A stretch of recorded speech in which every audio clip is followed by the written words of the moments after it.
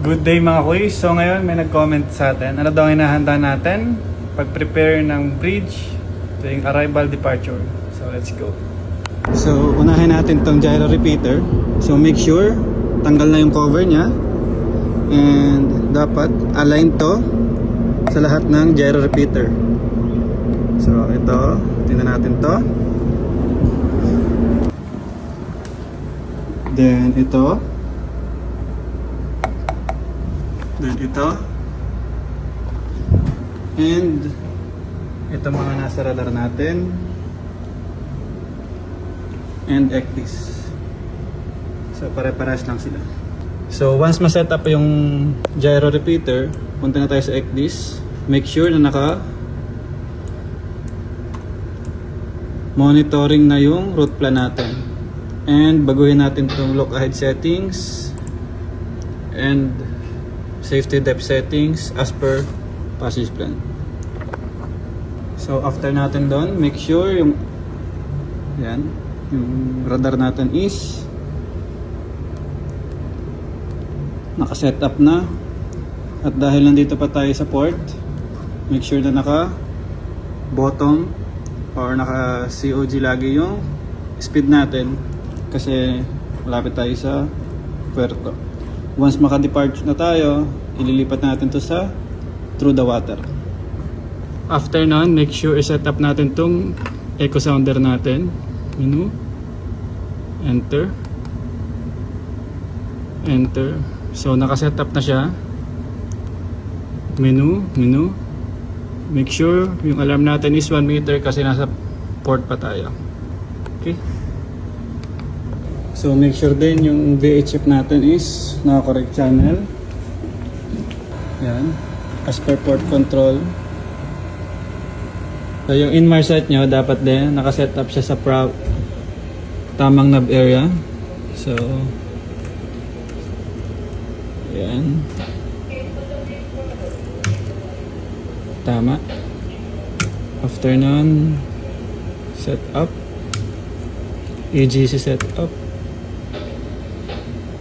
Okay, naka-nav area 3 tayo, tama.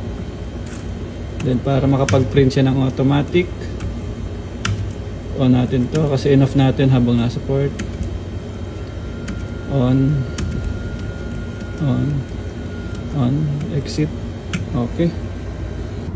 Next is this telegraph paper. Make sure na meron tayong papel. So marami pa tayong papel. So dito, once na ma-check natin, pirmahan lang natin siya. Check. Then sulat yung UTC.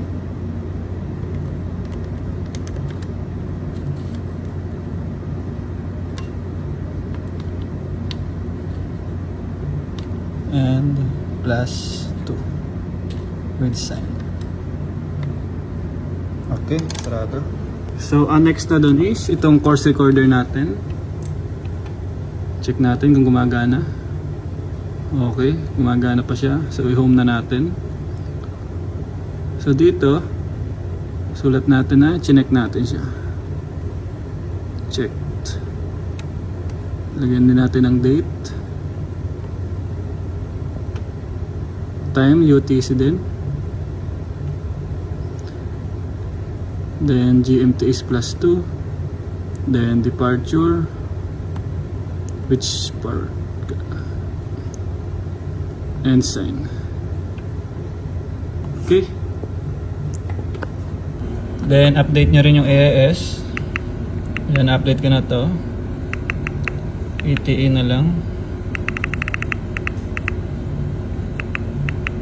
Yan. Okay. So, huwag nyo rin kakalimutan, i-confirm nyo rin sa engine room yung oras nyo. Dapat synchronize. Yeah, dapat synchronize. So, huwag din natin kalilimutan to. Like signal natin.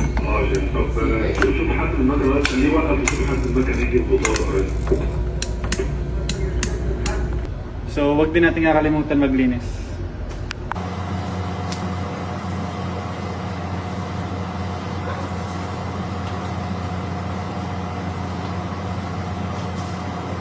So yun lang mga kuys, yung steering gear at saka yung main engine natin, mamaya na yun pagdating ni Kapitan. So sana may natutunan ka. Follow and subscribe for more info. Bye.